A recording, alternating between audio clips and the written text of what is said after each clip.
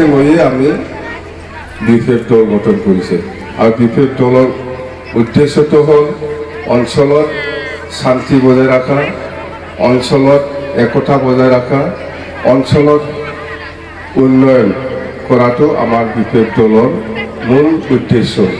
আমাক লাগে শান্তি, আমাক লাগে একতা, আমাক লাগে উন্নয়ন, হয় না নহয়? না অশান্তি লাগে? জাগাত উন্নয়ন লাগে না নালাগে? আৰু দিব লাগে এই যে গাড়ী আছে তাৰ এনেকা ল'ব লাগে। আফসার আলী, জাহানুদ্দিন, আসরুদ্দিন শেখ, আব্দুল আলিম শেখ, রমজান আলী শেখ, আব্দুল হালিম শেখ, আব্দুল সাইফুদ্দিন শেখ, কাদের, জহুরুল খান, Jamaluddin Sheikh, Saidul Islam,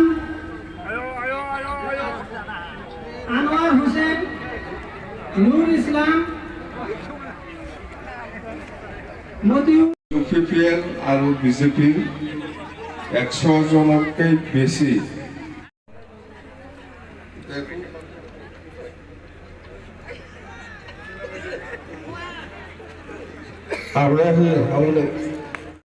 জমদুয়ার block committee BPF দল হিসাবে ট্রাইনিয়াল কনফারেন্স হয়েছে।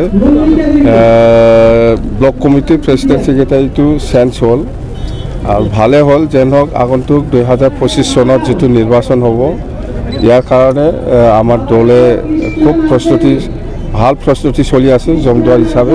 আৰু জমদুয়াৰ হিসাবে আমি 2025 যেটো নিৰ্বাচন হ'ব ইয়াত আমি জিকিম। ভাল জমদুয়াৰ হিসাবে খুব ভাল। ৰেওৰেৱা এইবাৰ হাৰিব।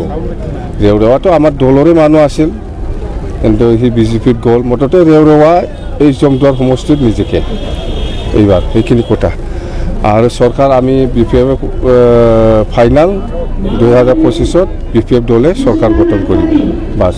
আৰু আমি চৰকাৰ হোৱাৰ পিছত প্ৰায়ৰিটি হিচাপে সকলো জাতি জনগোষ্ঠীকে মাটিৰ পাট্টা বিতৰণ কৰিম বুলি আমি কথা দিছোঁ। সেই হিচাপত আমি কাম কৰিম।